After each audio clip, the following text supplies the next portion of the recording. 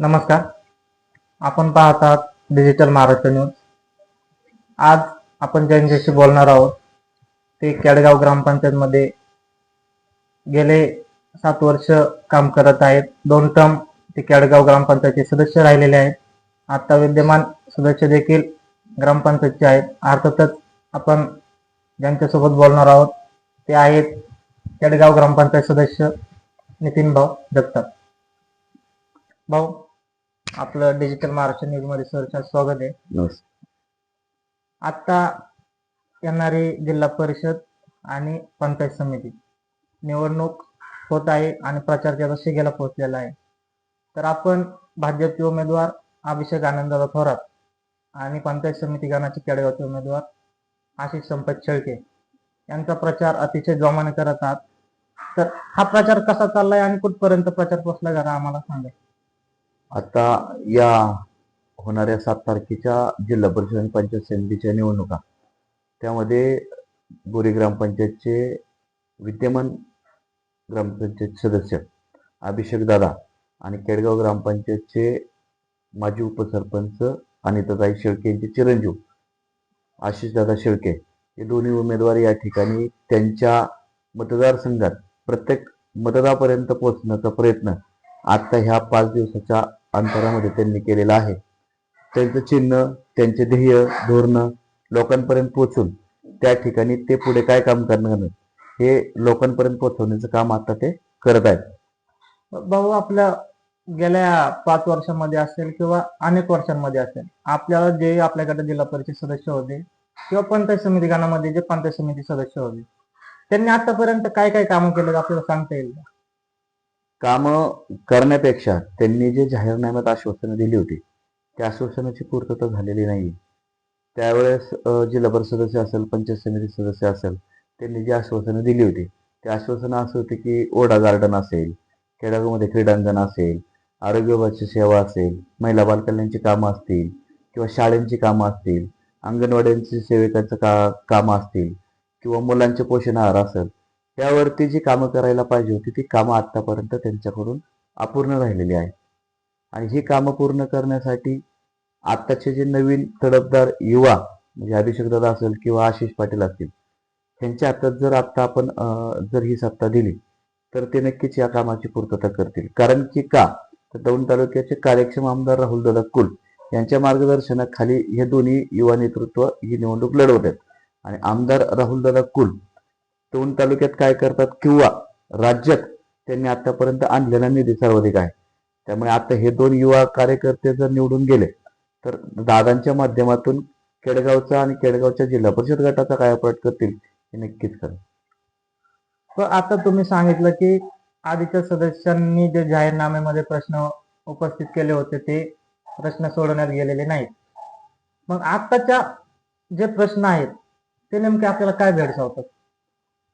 महत्वाचा मुद्दा एक आहे की केडगावमध्ये कचऱ्याचा प्रकल्प होणं खूप गरजेचं आहे. कारण केडगाव ही सिटी भागाकडे वळणारी आता सध्या सगळ्यात मोठं म्हणजे दौंड तालुक्यात सगळ्यात मोठं गाव असेल तर केडगाव आहे. आणि केडगावची लोकसंख्या पाहता या ठिकाणी कचऱ्याचा सर्वात मोठा प्रश्न आहे. आता जिल्हा परिषद माध्यमातून जर या ठिकाणी कचरा प्रकल्प जर या ठिकाणी झाला तर केडगावची कचऱ्याचा प्रश्न नक्कीच मिटेल. आणि दुसरी गोष्ट आहे की पाणी पुरवठा आमदार राहुलदादा कुल यांनी आता वन विभागाच्या जागेची पाहणी करून त्या ठिकाणी तळ करण्याची जी योजना आखलेली आहे ती जिल्हा परिषद आणि जिल्हा नियोजन समितीच्या माध्यमातून या ठिकाणी ती जर पूर्ण झालं तर नक्कीच केडगाव स्टेशन आणि काही भागाचा पाण्याचा प्रश्न सुटेल. दुसरी गोष्ट आहे की जिल्हा परिषद शाळा ज्या जिल्हा परिषदच्या माध्यमातून त्या ठिकाणी कामं केली जातात. जिल्हा परिषद शाळांची अशी अवस्था आहे की 30-30, 35-35 वर्षाच्या शाळा आहेत. त्या शाळांची अशी अवस्था आहे की त्या शाळांना चिरा गेलेला आहे. मग त्याचा पाठपुरावा करून त्या ठिकाणी नवीन वर्ग खोल्या त्या ठिकाणी दिल्या पाहिजेत. अंगणवाड्यांचं काय झालं, अंगणवाड्या काही ठिकाणी म्हणतात केडगावमध्ये टोटल 10 जिल्हा परिषद शाळा आहेत आणि 17 अंगणवाड्या आहेत. याचे कामं करणं खूप गरजेचं आहे. आता जर शासन वरून निधी देत असेल तर ती गेली 2017 ते 2022 पर्यंत जिल्हा परिषद सदस्यांनी या ठिकाणी त्या शाळाचे दुरुस्ती किंवा नवीन शाळा देणं गरजेच्या होत्या. पण 22 ते आतापर्यंत 26 पर्यंत जिल्हा परिषदेच्या निवडणुकाच नाही झाल्या. म्हणजे गेले 9 वर्ष या ठिकाणी हे प्रश्न या ठिकाणी भिडवत.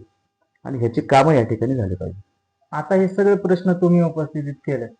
आता जर अभिषेक आनंद थोरात असतील किंवा आशिष शेळके असतील, हे जर पुढील काळात जर निवडून आले तर ह्यांच्या माध्यमातून तुम्ही केडगाव ग्रामपंचायत स्तरावरती असेल किंवा गटातील आणि गणातील ह्यांच्या माध्यमातून कशी आपण काम कराल?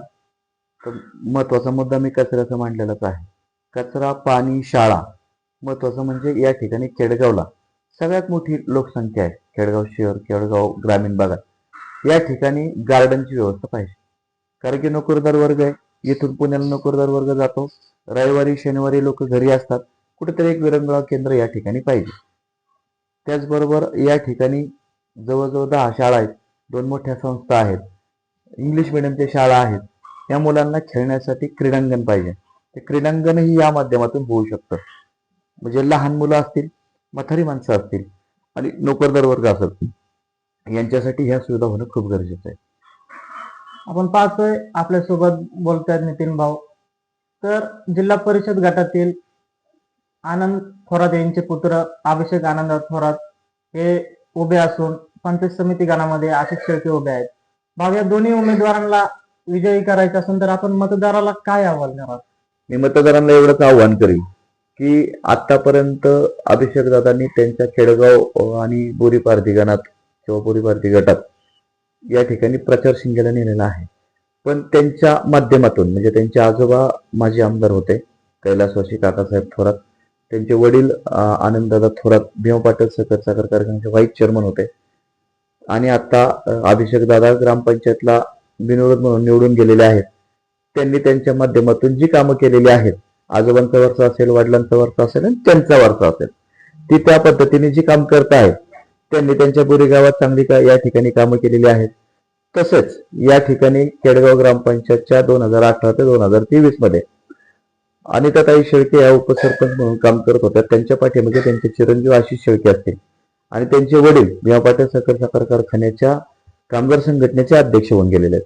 म्हणजे त्यांची वारसा पण असा आहे की सामाजिक आणि राजकीय क्षेत्रात काम करण्याची त्यांची या ठिकाणी वारसा आहे.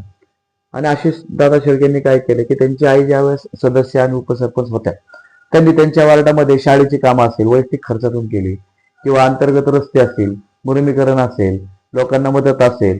आत्ताच त्यांनी त्यांच्या वार्डामध्ये स्मशानभूमीचा प्रश्न भेडसावत होता.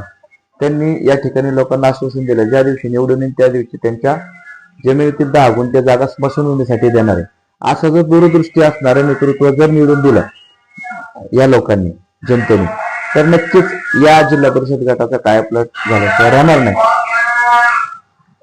तर नक्कीच आपल्यासोबत होते ज्यांच्या खांद्यावरती केडगाव मध्ये प्रचाराची धुरा सोपवली गेलेली आहे, ते अभिषेक आनंद थोरात आणि आशिष संपत शेळके यांना निवडून देण्यासाठी नितीन भाऊंनी आवाहन केलेलं आहे. त्या आव्हानाला कसा प्रतिसाद भेटतोय ते आता आपल्याला 9 तारखेला कळणारच आहे. धन्यवाद भाऊ, आपण डिजिटल महाराष्ट्र न्यूजशी संपर्क साधल्याबद्दल. धन्यवाद.